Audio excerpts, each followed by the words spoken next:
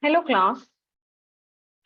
Today, let us try to know the important concept of death.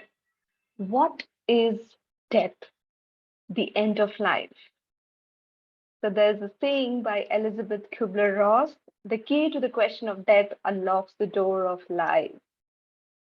So, what is this death all about? Before that, let us try to know the important facts, or I would say statements about death.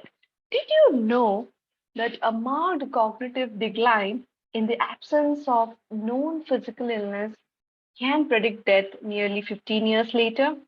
Yes, it does. In reality, yes, it does exist. Near death experiences may result from biological changes in the brain. Research also challenged that either notions of single normal pattern of grieving and a normal timetable for recovery also uh, discovers the new grieving process of an individual. And children as young as four, who are 4 year old, may have some understanding of what happens after that, which could be either true or may not be true, or they really don't understand until they go into the school years or they attend some education about it. And the death of a parent can definitely bring about changes in an adult life, as well as how we deal with others with respect to different relationships.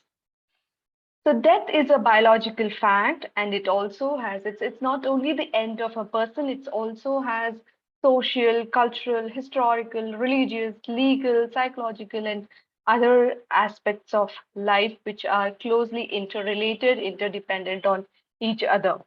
So people do change in response to death and the process of dying, whether it is of their own or if there is somebody whom they have lost in the recent time who was very, very close to them. So what happens? What are the changes a person go through shortly after before death? How do they come in terms with its imminence?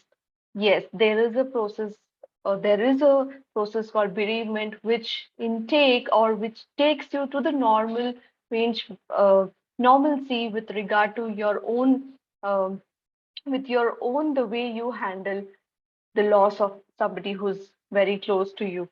And there is grief, the emotional response, which could be either depressing, which could be either anger, or which could be either unpredictable. So definitely it varies from person to person.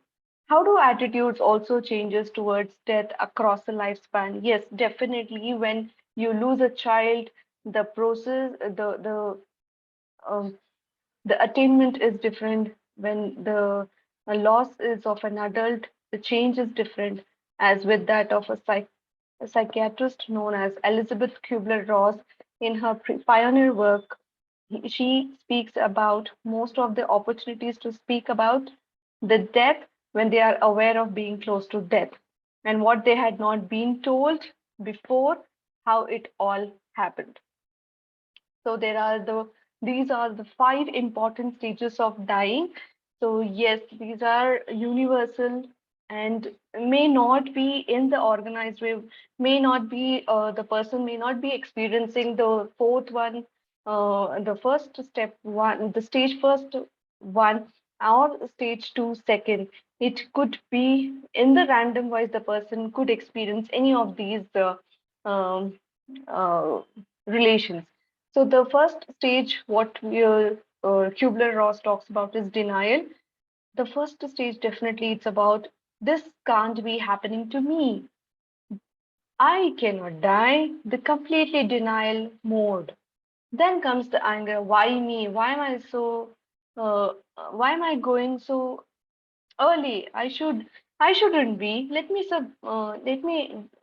just take time somehow time to deal with this.